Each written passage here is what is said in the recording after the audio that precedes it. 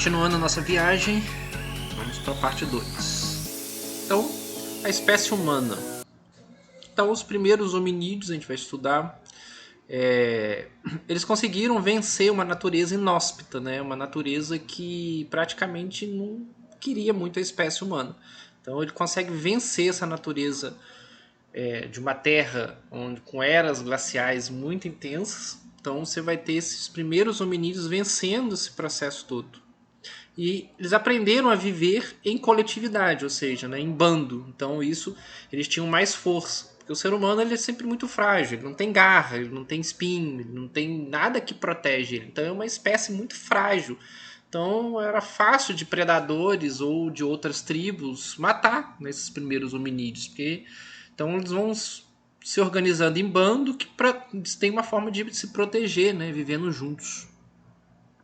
Então a gente vai ter uma base, né? Que os seres humanos e os símios eles têm um primata em comum, né? A gente não descende dos macacos, a gente vem de um elo perdido que ainda, né? Os arqueólogos não conseguiram descobrir esse esqueleto, vamos dizer assim, esse fóssil que, né? Onde bifurcou, né? Onde vieram, né? Evoluíram para os seres humanos e onde evoluiu para os símios, para os macacos. Então, essa afirmação que os seres humanos vieram dos macacos é uma crítica que os criacionistas, né, fizeram ao Charles Darwin, né, apelidando a teoria dele de que a gente veio dos macacos. Na realidade, a gente não vem dos macacos, a gente vem de um ser, né, um primata comum. Né? A gente tem a mesma origem, mas não, a gente não vem dos macacos. Então, a nossa espécie é o Homo sapiens sapiens, né? Que é o nome está em latim. A ciência usa o latim porque é uma língua morta. E uma língua morta, ela não sofre as mutações de uma língua falante. A língua ela acompanha a cultura. A língua ela faz parte da cultura. Segundo Lacan, né, o psicanalista Lacan, o indivíduo ele é parasitado pela linguagem. Então você herda a linguagem da cultura. Então se você nasce no Brasil, você vai herdar o português, querendo ou não. Então, se você vai estar nos Estados Unidos, você vai herdar o inglês. Então a língua parasita o indivíduo. Então o indivíduo utiliza da linguagem para poder estar na cultura. Então a ciência usa a linguagem latim, que é uma língua morta, então ela não vai se multar com as gerações. Então, como ninguém fala mais, ela não se multa. Então, consegue-se características de uma língua que não muda. Então, qualquer lugar onde você usar um termo em latim, então ele vai continuar sendo o mesmo, entendido por toda a comunidade científica. Então, o Homem Sapiens Sapiens, a primeira palavra é sempre com letra maiúscula e as outras em minúsculo. A primeira é o gênero, a segunda é a espécie e a terceira é a subespécie. Então, você vai ter um Homem Sapiens, a nossa espécie é um Homem Sapiens Sapiens. E isso em latim significa o quê? O homem que sabe o que sabe. Então, o ser humano veio dos macacos? De modo geral, dizemos que é um tronco comum, do qual se originam os grandes macacos, né, o Pongidae, e os humanos, Hominidae. Em alguns momentos da evolução, os dois grupos se separaram, cada um apresentou sua evolução própria. Os Pongidae deram origem aos grandes macacos, gorilas, chimpanzé, orangotango, os Hominidae, a forma atual dos homens sapiens.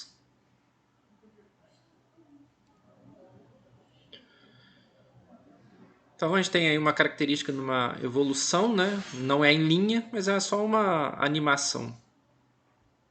Então aí você vai ter aí uma animação mostrando o desenvolvimento cerebral dos primeiros hominídeos, né? Então você consegue observar aí o desenvolvimento o espaço craniano aumentando, né? Então há uma diferença. O Homo de Neandertal, né, tinha um espaço menor, o Homo sapiens um espaço bem maior, tá vendo? Você consegue observar esse desenvolvimento do crânio. Então esse espaço de desenvolvimento que foi possível a gente ter o desenvolvimento, né, cerebral, e com isso o pensamento como a gente entende hoje. Então aí a gente teria uma linha temporal, né, de desenvolvimento dos seres humanos. Então o ser humano não desenvolveu, né? Primeiro surge o, o homem erecto, depois você vai vir o antecessor, depois você vai vir o homem de Neandertal, depois... Não, essas coisas vão acontecendo tudo junto. Olha, você tem dois braços, você pegar ali o braço do Homo erectus e você vai ter um outro braço ali, ó, onde é que você vai ter o homem de Helgaster, Cepranesis, antecessor, então eles convivem. Aí não se sabe por quê, mas uma das espécies acabam sendo extinta, ou porque ela não se adaptou, porque ela não se centrou bem na natureza, ou ela se dirigiu para uma região que foi muito inóspita para ela, ou a fusão, né, porque eles conviviam, então eles acabam trocando, misturando essas duas culturas. Então a mistura acaba selecionando uma outra em detrimento de uma terceira. Então você vai ter esse desenvolvimento assim como se fosse uma árvore genealógica, né, se você pensar bem, né, um tronco comum que vai abrindo outros ramos, outros galhos, e todos convivendo ao mesmo tempo. Então a evolução, todos os seres humanos fazem parte de uma mesma espécie, afirma que houve a evolução não significa dizer que houve uma progressão linear do mais antigo hominídeo até o homem atual. Como acabei de falar, os vestígios fósseis são a principal fonte para saber como viviam nossos ancestrais. Os historiadores contam com a colaboração de outras ciências, como a paleontologia e a arqueologia. Na visita que nós vamos fazer ao Museu de Ciências Naturais, né, do Colégio Academia, a gente vai poder observar isso, essa evolução dos seres humanos, né, os fósseis. Então isso ajuda muito. Então, os primeiros hominídeos, né, são os antepassados dos seres humanos. O mais antigo é o Ardipithecus, né, que ele viveu na África por volta de 4,5 a 5,5, né, tem esse período de tempo, né, há 5 milhões de anos. Mais tarde, por volta de 3,5 a 4, aparecem outras espécies de hominídeos pertencentes ao gênero Australopithecus. Seus fósseis informaram que eles andavam sobre dois pés, né, já eram bípedes, e apresentavam postura ereta, né, postura vertical, vértice. Porém, sua capacidade cerebral não ultrapassava 500 centímetros cúbicos, então um cérebro pequeno. O Australopithecus vivia na África por volta de 3,9 milhões de anos, né? Foi descoberto em 1974 no deserto de Afar, na Etiópia. O Australopithecus não pertence ao gênero Homo e andava sobre dois pés, tinha o corpo coberto de pelos e o cérebro muito pequeno, e supõe-se que comia essencialmente vegetais, gramíneas, raízes e sementes. Então, esse aí é o surgimento, né? O comecinho, ainda está muito próximo desse elo dos primatas, né? Então, né, vamos dizer assim, entre várias aspas, se assemelha a um primata.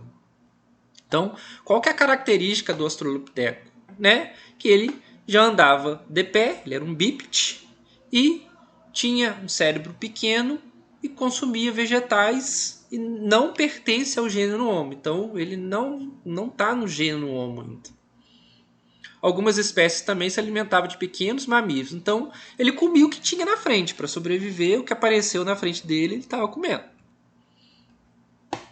O Homo habilis já é do gênero Homo, né? Que está mais próximo a gente, já desenvolveu essa capacidade, então já está na nossa espécie, né? Viveu aproximadamente de 2,5 milhões de anos na África, já começava, né, a produzir ferramentas a partir de pedras, daí vem o nome homem habilidoso, né, habilis, né, de latim habilidoso, e já caçava pequenos animais, consolidando a carne como parte fundamental da sua dieta. Então, né, na tribo, né, no grupo tribal, os homens saíam para caça e as mulheres ficavam por conta da coleta dos frutos e trazer para a tribo. O Homo erectus viveu na África desde 1,8 milhões de anos até cerca de 300 mil anos atrás. Já produzia alguns instrumentos diversificados, como facas ou raspadores. Foi também o primeiro a praticar a caça de forma organizada e o primeiro a utilizar o fogo. Então ele conseguiu dominar o fogo. Então o Homo erectus, como característica dele, foi o domínio do fogo, conseguindo com isso adaptar-se em regiões frias da Europa, da Ásia, mas não chegou à América nem à Austrália. Então não foi ele que vai chegar aqui na América.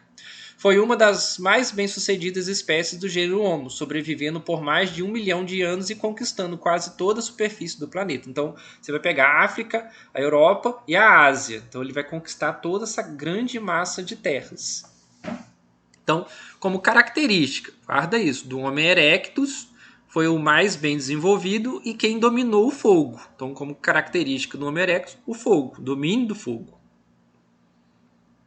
Então, das principais subespécies do Homo erectus, você tem ali o Homo erectus erectus, o Homo de Java, né, da ilha de Java, o Homo erectus paquinensis, né, da cidade de Pequim, e o Homo erectus latianensis, né, o homem de Latian.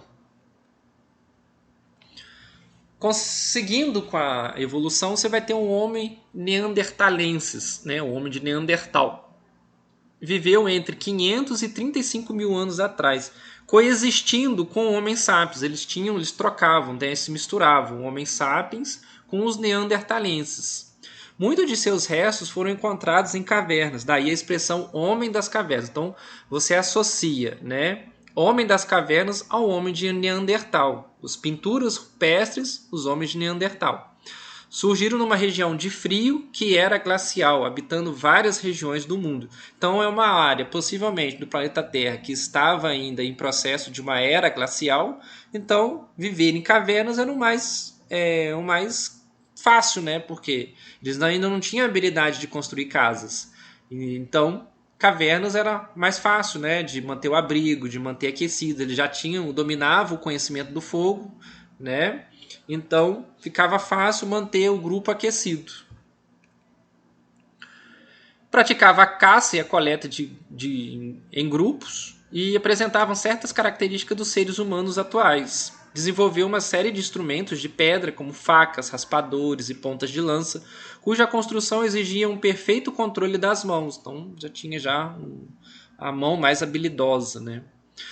O ter o hábito de enterrar os mortos, sabia comunicar-se vocalmente e cuidava dos seus feridos. Então é o momento que você vai ter, como característica, né? Enterravam os mortos. O homem de Neandertal ele enterra os mortos.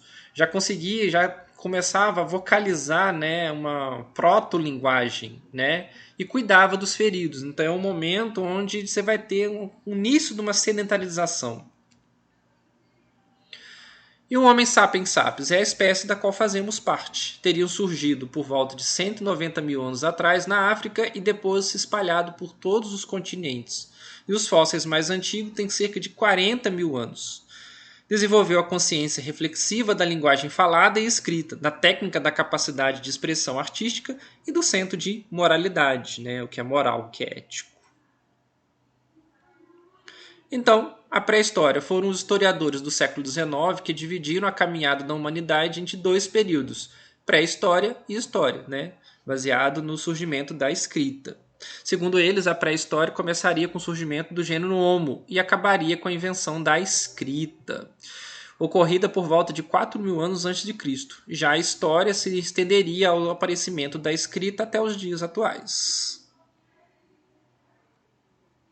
Essa periodização considera sociedades sem escritas, né, agrafas, sociedade que não tem escritas, como sociedades sem história, e os criadores dessa periodização consideram as fontes escritas muito mais importantes que as outras. Hoje os historiadores não pensam assim. Então esse tipo de separação, né, vamos dizer assim, de gradação, né, culturas com escrita são mais importantes do que não tem escrita e não é mais utilizado isso. Ok? Então na próxima aula a gente vai continuar falando dos períodos da pré-história. Bora lá!